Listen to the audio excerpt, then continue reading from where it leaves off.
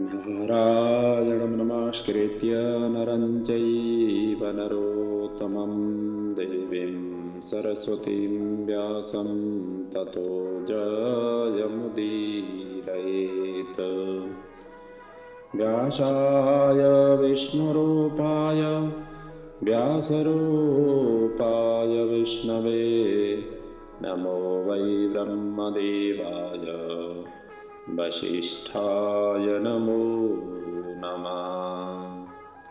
गुरुर्ब्रह्मा गुरुर्विष्णु गुरुर्देवो महेश्वर गुरुः साक्षात् परब्रह्म तस्मै श्री गुरवे नमः।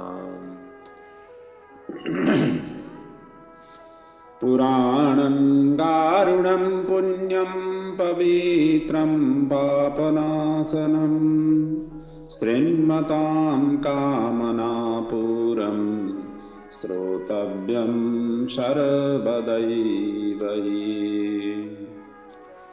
अनादिनिधनो देव शङ्खचक्रगदाधर अक्षय्यः पुण्डरीकाक्ष पितृमोक्षप्रदो भव। बोलिए श्री पुराण पुरुषोत्तम भगवान की जय। श्री व्यास जी महाराज की जय। गरुड़ महापुराण की जय। सद्गुरुदेव भगवान की जय। समस्त पितृ चरणों की जय। गरुड़ पुराण के अंतर्गत वर्णित प्रेत कल्प की कथा को हम पिछले दिनों से अनवरत रूप से चिंतन मनन करते आ रहे हैं। आज तीसरे अध्याय में पहुंचे हैं। कुल इसमें 16 अध्याय हैं और तीसरे अध्याय में कुल 71 श्लोक हैं।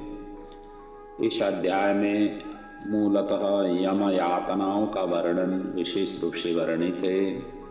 चित्रगुप्त द्वारा प्राणियों के शुभाशुभ कर्म के विषय में श्रवणियों से पूछना और श्रवणों द्वारा वह सब धर्मराज को बताना आदि का प्रसंग है।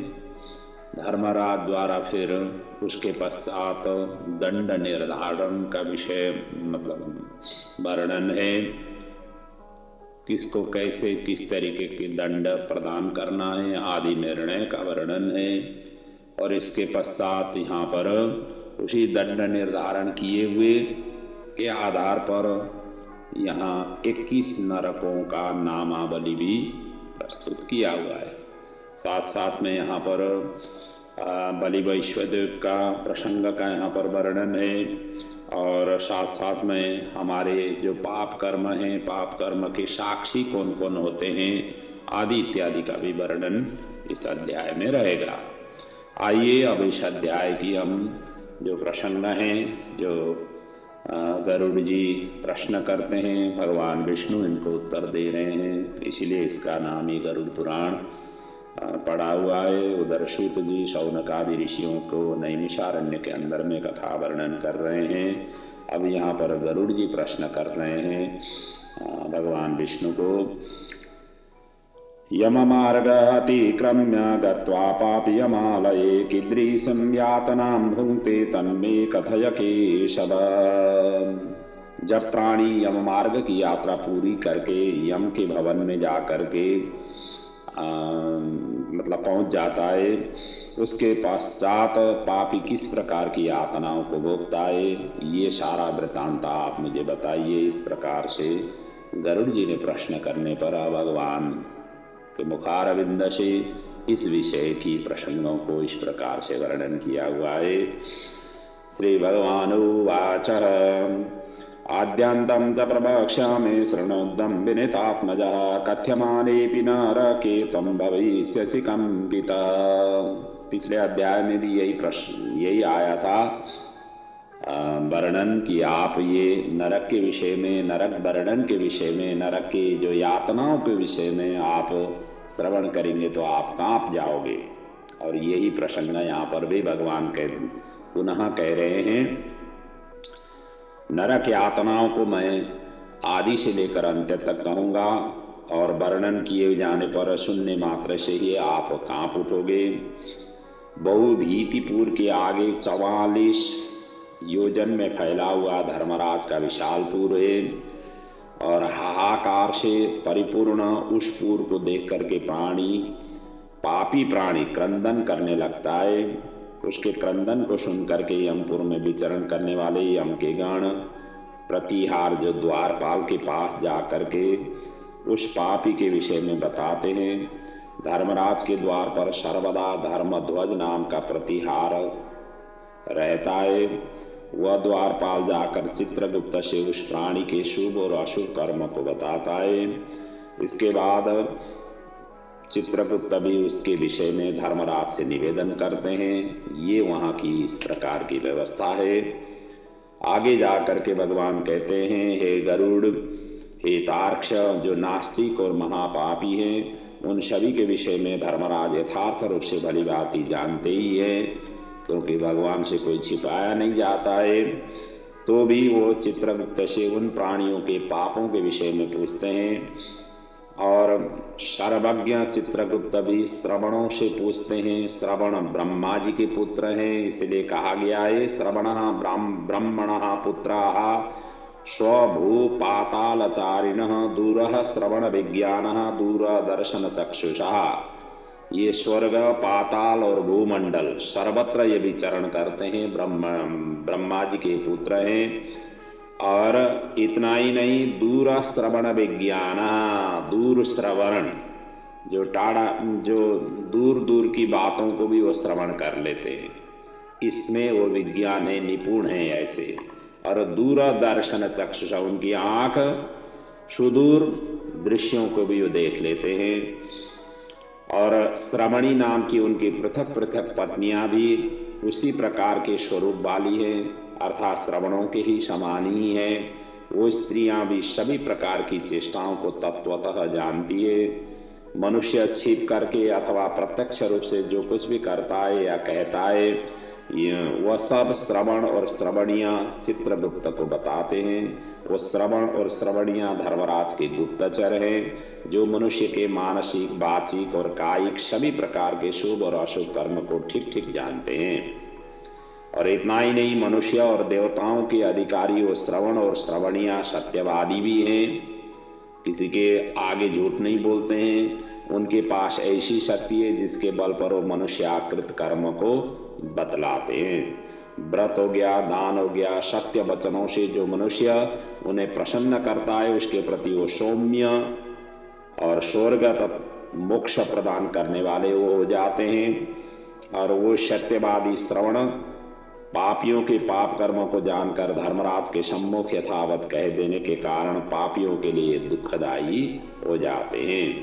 और इतना ही नहीं, कौन कौन है इनके साक्षी में यहाँ पर वर्णन किया गया है कि आदित्य चंद्रावनिलो नल स धौर्भूमि आप हृदय यम स अह स रात्रि स उबे च संधे धर्मस्य जानाति नरस्य वृत्तम। अच्छा, धर्मराज ये सभी के मतलब क्या कैसे कर्म किए हुए हैं, ये मनुष्य के वृत्तांत को जानते हैं। कौन कौन है, हमने कहाँ कैसे हम कार्य करते हैं, या किस क्षेत्रों में, किस अवस्था में, किस समय में करते हैं, उनके साक्षी कौन कौन होते हैं ये बता रहे हैं। पाप हो या पुण्य कर्म हो, उसके साक्षी ये प्रकृति मंडल के कई चीजें जो साक्षी के रूप में वहां पर बताते हैं। कौन कौन है, आदित्य, एक तो सूर्य भगवान, दूसरा चंद्रमा, दिन में किया सूर्य भगवान देख लेते हैं, रात्रि में किया चंद्रमा देख लेते हैं। ये तो छोड़ दीजिए, कभी अंधेरे उसमें जा करके किया तो वहाँ वायु भगवान देख लेते हैं। इसी प्रकार अग्नि है, उसी प्रकार आकाश है, आकाश तो सर्वत्र है, जो खाली जगह है उसी को आकाश कहते हैं, आकाश हो गया। और आगे जाकर के भूमि, पृथ्वी, पृथ्वी के ऊपर ही रह करके कार्य किया जाता है, पाप हो या पुण्य हो, वो भी साक्षी के रूप में बक देते हैं। इसी प्रकार जल हो गया, जल के अंदर में जा करके कर रहे हैं, वहां पर भी हृदय, हृदय जो हृदय में ही स्वयं भगवान विराजमान है, जो आत्मा ही परमात्मा का स्वरूप है। इसी प्रकार यम, दिन रात दोनों संज्ञाएं और धर्म, ये सभी मनुष्य का वृत्तांत जानते हैं। और आवश्यक पड़ गया तो ये साक्षी के रूप में श्रवण और श्रवणी के बातों को जो नहीं मानते हैं, या उन्होंने जहां हमने ये कार्य नहीं किए इस तरीके से जब कहते हैं, तो ये आकर के साक्षी बक देते हैं। और आगे जाकर के धर्मराज, चित्रगुप्त, श्रवण और सूर्य आदि मनुष्यों के शरीर में स्थित सभी पाप और पुण्य को पूर्णतया देखते हैं। इस प्रकार पापियों के पाप के विषय में सुनिश्चित जानकारी प्राप्त करके यम उन्हें बुलाकर अपना अत्यंत भयंकर रूप दिखाते हैं। और पापिष्ठास्ते प्रपश्यन्ति यमरूपम भयंकरम दंडहस्तम महाकायम महिषो परिसस्थितम।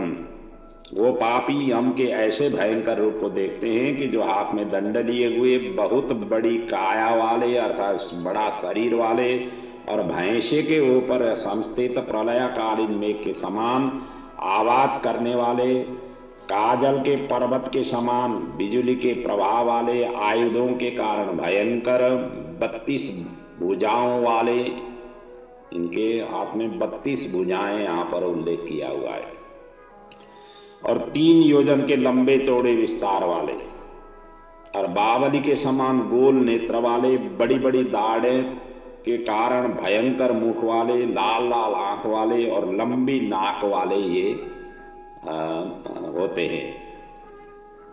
और इसके साथ साथ में मृत्यु और ज्वर आदि से संयुक्त होने के कारण चित्रगुप्त भी भयावह है, यम के समान भयानक। सभी दूत उनके समीप पापियों को डराने के लिए गरजते हैं, और उन चित्रगुप्तों को देखकर भयभीत होकर के पापी हाहाकार करने लगता है। दान न करने वाला वह पापात्मा कांपता है और बार बार विलाप करता है। तब चित्रगुप्त यम की आज्ञा से क्रंदन करते हुए, चिल्लाते हुए और अपने पाप कर्मों के विषय में सोचते हुए उन सभी प्राणियों को कहते हैं, भो भो पाप दुराचार अहंकार प्रदूषिता किमर्थ अर्जितम पापम युष्माभि अविवेकिभि।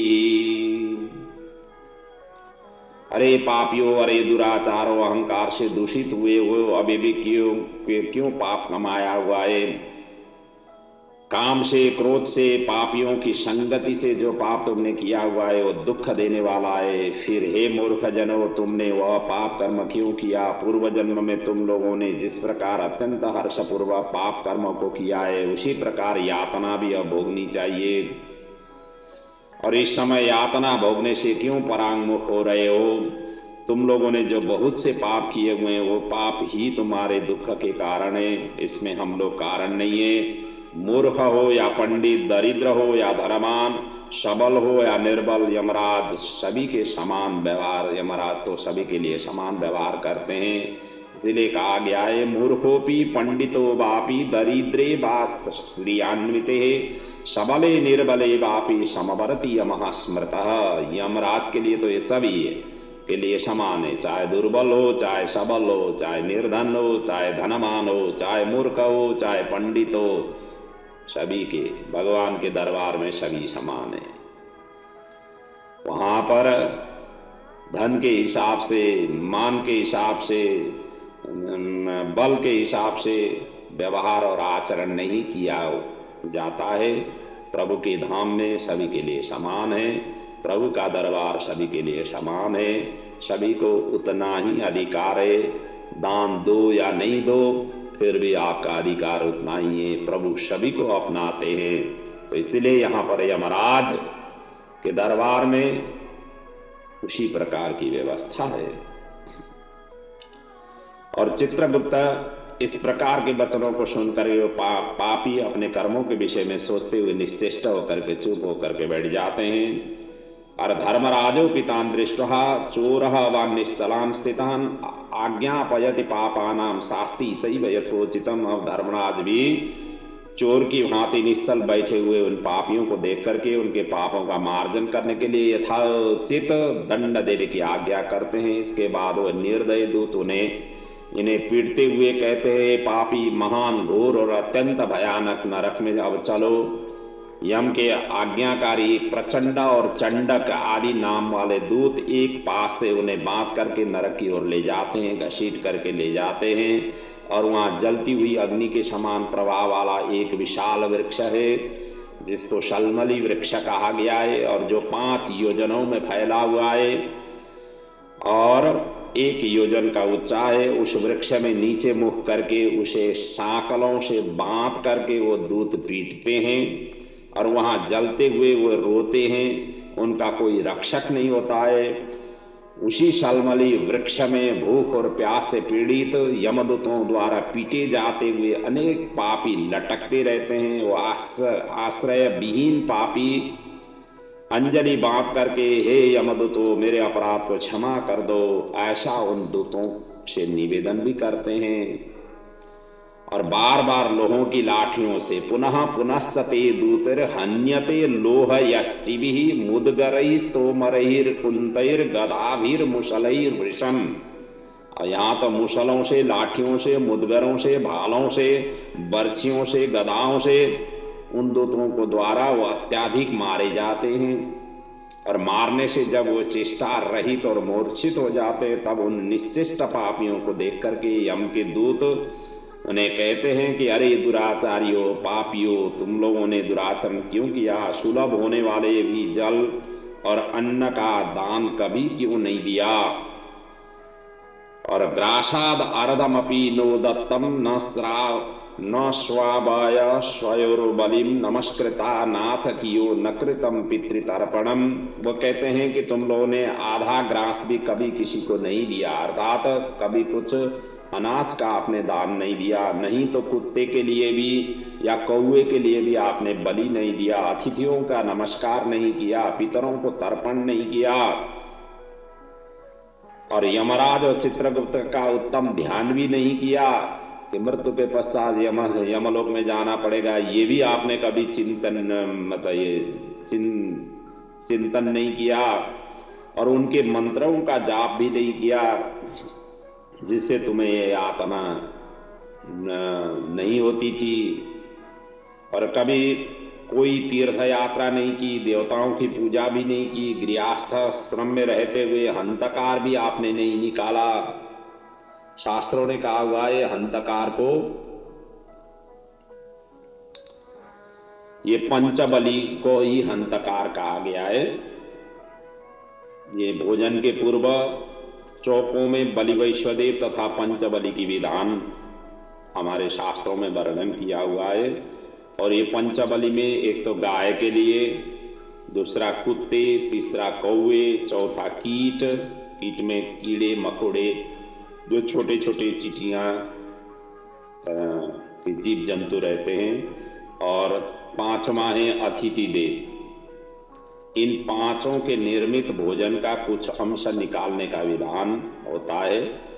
जब भी वो कहते हैं ना, पहली रोटी गाय के लिए, अंतिम रोटी कुत्ते के लिए, इस तरीके से वर्णन है। और बीच की रोटी सभी अतिथियों के लिए और अन्य बलि वैश्वदेवों के लिए अर्पण करना चाहिए। और इसे ही हंतकार कहा जाता है। और जहाँ बलि वैश्वदेव संभव नहीं होता है वहाँ माताएं अग्नि में ही अन्न की आहुति दे करके गौ आदि के लिए कुछ भोजन सामग्री निकाल देती है। इस प्रकार की भी विधान है। अर्थात जो आपने भोजन बनाया हुआ है, बलि वैश्वदेव वहाँ पर उपस्थित नहीं है या नहीं कर पा रहे हैं, तो वहाँ पर थोड़ा सा अनाज, पकाया हुआ अनाज वहीं पर अग्नि में ही समर्पित करके उन सभी को स्मरण करके अर्पण किया जा सकता है। ये भी विधान है। या अनाज वगैरह आप निकाल करके इस क्षेत्रों में भी पहुंचा सकते हैं। यदि ऐसा क्षेत्र आसपास में हो तो वहां पर भी पहुंचा सकते हैं, जिसको मुष्टिका दान आदि के नाम से पुकारा जाता है। प्रत्येक दिन एक एक मुष्टि अपने हाथों से जितना अनाज आ जाता है उस अनाज को हाथ में ले लें और एक पात्र में रखते जाएं, और जैसे ऐसा अनुकूल हो आसपास में जहाँ पर आप दे सकें अनाज, जहाँ पर ये प्रयोग में आ सके, ऐसी जगहों में ले जा करके 15 दिन, महीना दिन, 2 महीने के अंदर अंदर में ले जा करके दे सकते हैं। ये भी हो सकता है। ये इसको कहते हैं मुष्टिका दान। मुट्ठी में जितना आ जाए उतना अनाज का प्रतिदिन दान करने का जो स्वरूप है उसको मुष्टिका दान कहा गया है। तो यहाँ पर यही कह रहे हैं कि आपने ये सब चीज नहीं किया, संतों की सेवाई आपने नहीं की, साधु संत गुरु ब्राह्मण आदि का कभी आपने कभी सेवा नहीं की, और स्वयं किए गए पापों का अब आप लोग फल भोगो, क्योंकि तुम धर्महीन हो इसीलिए तुम्हें बहुत अधिक पीटा जा रहा है। भगवान हरि ही ईश्वर है, वो ही अपराधों को क्षमा करने में समर्थ हैं। क्षमा अपराधम कुरुते भगवान हरिश्वरः वयम तो सापराधानाम दंडदाहि तदाज्ञया। हम तो उन्हीं के ही आज्ञा को शिरोधार्य करते हुए अपराधियों को दंड देने वाले हैं। और ऐसे कहते हुए दूत निर्दयता पूर्वक उन्हें पीटते हैं, और उनसे पीटे जाने के कारण जलते हुए अंगार के समान नीचे गिर जाते हैं। गिरने से उस शालमली वृक्ष के पत्तों से उनका शरीर कट जाता है। नीचे गिरे हुए उन प्राणियों को कुत्ते खाते हैं और वो रोते हैं। रोते हुए उन पापियों के मुख में यमदूत धूल भर देते हैं। कितना भयानक, कितना कारुणिक, कितना दर्दनाक अवस्था होगा। 1 मिनट ऐसे ही आंख बंद करके चिंतन करें। और कुछ पापियों को विविध पाशों से बांध करके मुदगरों से पीटते हैं, और कुछ पापी और आरे से काष्ठ की भांति 2 टुकड़े किए जाते हैं, और कुछ भूमि पर गिराकर कुल्हाड़ी से खंड खंड किए जाते हैं, और कुछ को अर्धम खत्वा अवटे केचित भिद्यन्ते मूर्धनिशायकै अपरे यंत्र मध्यास्था पीड्यन्ते चक्षुदंडवत। कहते हैं कुछ को तो गड्ढे में आधा गाड़ करके सिर में बाणों से वेदन किया जाता है, और कुछ दूसरे पेरने वाले यंत्र में डाल करके, जैसे इक्षुदंड जो गन्ने की दंड को जैसे पेरे जाते हैं उसी प्रकार उनको भी पेराया जाता है। और कुछ को चारों ओर से जलते हुए अंगारों के युक्त उन्मुख जलती हुई लकड़ी से ढक करके लौह पीड़न की भांति धधकाया जाता है, और कुछ को घी के खौलते हुए कुल्हाड़ कढ़ाई में, कुछ को तेल के कड़ाह में तले जाते हैं, और बड़े की भांति इधर उधर चलाया जाता है, और किन्हीं को मतवाले गजेंद्र के सम्मुख रास्ते में फेंक दिया जाता है, और किन्हीं को हाथ और पैर बांध करके अधोमुख लटकाया जाता है, और किसी को कुएं में फेंका जाता है। क्षिप्यन्ते केपि कूपेषु पात्यन्ते केपि पर्वतात निमग्नः कृमि कुंडेषु तुद्यन्ते कृमिभिः परैः। और किसी को कुएं में फेंका जाता है, क्षिप्यन्ते केपि कूपेषु, और पात्यन्ते केपि पर्वतात, किसी को तो पर्वतों से गिराया जाता है, और उसको किसी को कीड़ों के से युक्त कुंडों में डुबो दिए जाते हैं, और वहां वो कीड़े द्वारा व्यथित हो जाते हैं।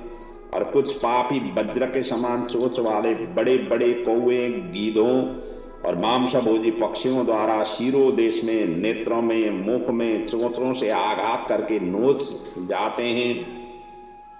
और कुछ दूसरे पापियों से ऋण को वापस करने के लिए प्रार्थना करते हुए कहते हैं, मेरा धन दो, मेरा धन दो, यमलोक में मैंने तुम्हें देख लिया है, मेरा धन तुमने लिया हुआ है। नरक में इस प्रकार विवाद करते हुए पापियों के अंगों से, षडशियों से मांस नोच करके यमदूत उन्हें दे देते हैं। इस प्रकार उन पापियों के सम्यक प्रताड़ित करके यम की आज्ञा से यमदूत खींच करके तामिश्रा आदि घोर नरकों में उन्हें फेंक देते हैं। और उस वृक्ष के समीप ही बहुत दुखों से परिपूर्ण नरक है, जिनमें प्राप्त होने वाले महान दुखों का वर्णन वाणी से नहीं किया जा सकता है। इतना भयानक, इतना कारुणिक, इतना दर्दनाक वहां की अवस्था है।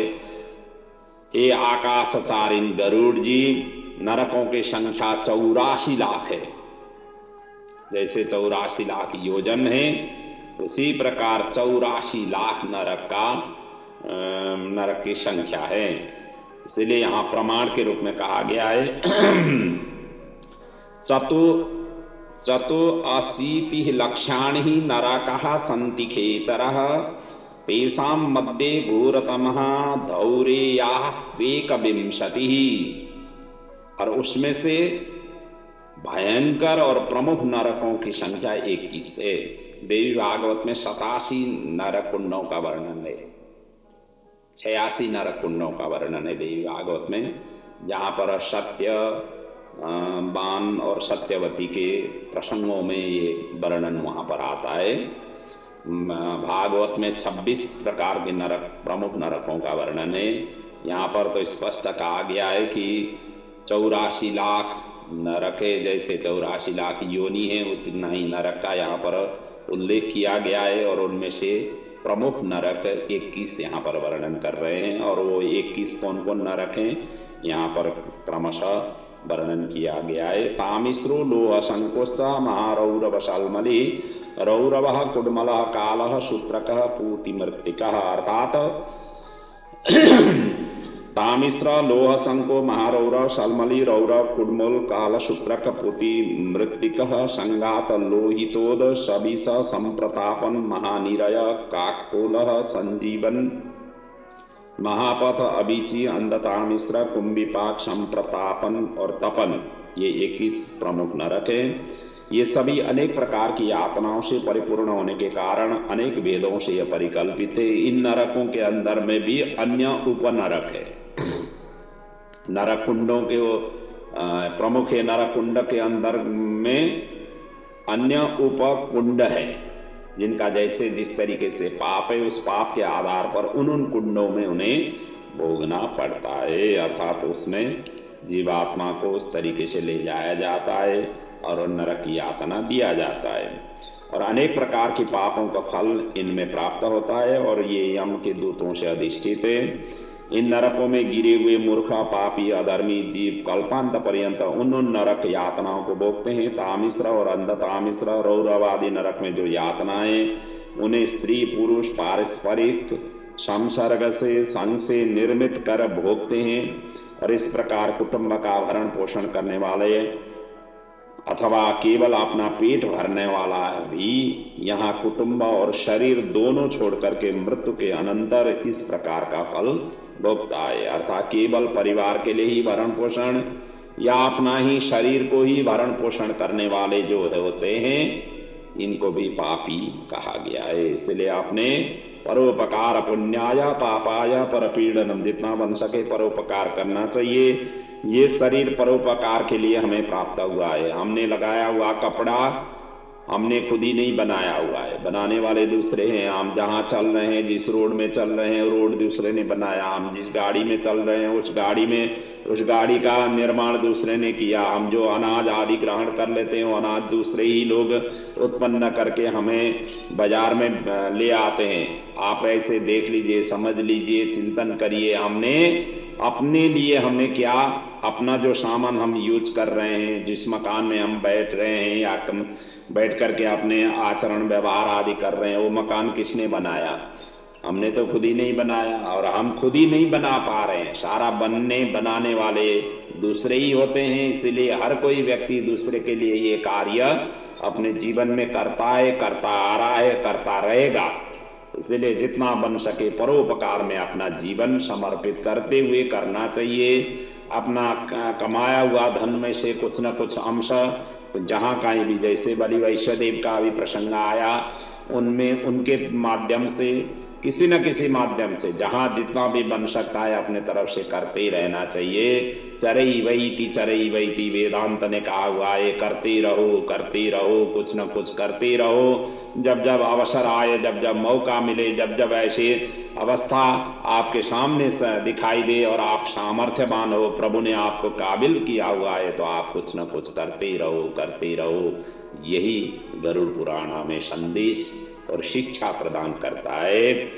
और यहाँ आगे जा करके कहते हैं, प्राणियों के साथ द्रोह करके भरण पोषण किए गए अपने स्थूल शरीर को यहीं छोड़ करके पाप कर्म रूपी पाथेय के साथ पापी अकेला ही अंधकार पूर्ण नरक में जाता है, जिसका द्रव्य चोरी चला गया है।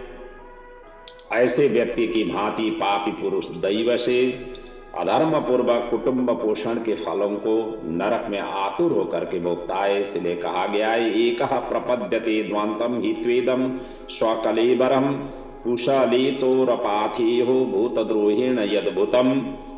और आगे जाकर के कहते हैं केवल अधर्म से कुटुंब के भरण पोषण के लिए प्रयत्नशील व्यक्ति अंधकार की पराकाष्ठा अंधता मिश्र नामक नरक में जाता है।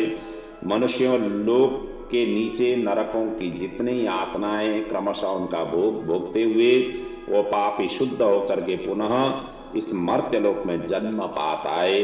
इस प्रकार से नरक का विधान है। और यहाँ तक की प्रसंग तक आते समय हम ये गरुड़ पुराण की प्रेत कल्प की तीसरा अध्याय की कथा यहाँ पर पूर्ण हो रहा है। अब आगे की जो प्रसंग है हम अगले पड़ाव में पुनः चिंतन मनन करेंगे। आज के प्रसंग को यहीं पर विराम ले रहे हैं। इतना ही है, ये शरीर परोपकार के लिए है, परोपकार करते रहें। जहाँ जैसा अवसर मिले, मौका मिले, जितना बन सके इस शरीर से, चाहे तन से हो, मन से हो, धन से हो, किसी भी तरीके से हो, सेवा करते रहें। और यही जीवन का अंतिम लक्ष्य भी होना चाहिए। ऐसे करने वाले व्यक्ति को नरक जाना ही नहीं पड़ता है, नरक की यातना भोगना ही नहीं पड़ता है। इतना सहज और सरल उपाय हमारे शास्त्रों में जब वर्णन किया हुआ है, स्पष्ट रूप से हमें मार्ग निर्देशन किया हुआ है, तो जीते जी हम क्यों नहीं करें। इसलिए जीते जी ही कि ये जीवन से इन ग्रंथों का श्रवण चिंतन मनन करते हुए आचरण व्यवहार आराधना उपासना सेवा आदि करते हुए जीवन को कल्याणमय पथ पर आगे आरूढ़ कराना चाहिए। यही शिक्षा और संदेश हम इस गरुड़ पुराण की दिव्यतम प्रसंगों को श्रवण करते हुए ग्रहण करना चाहिए। और इन्हीं शब्दों के साथ प्रभु आपके जीवन में सभी प्रकार की तरक्की उन्नति प्रगति ले आए, खूब जीवन में आगे बढ़े और जीवन सहज और सरल बनता हुआ आगे निकले। यही प्रेरणा प्रभु के चरणों से आप सभी के परिवार में प्राप्त हो। और आपके जितने भी पूर्वज हैं सभी पूर्वजों का दिव्य गति प्राप्त हो। इन्हीं भावों के साथ ओम पूर्णमदः पूर्णमिदं पूर्णात् पूर्णमुदच्यते पूर्णस्य पूर्णमादाय पूर्णमेवावशिष्यते। ओम शांति शांति शांति। ओम।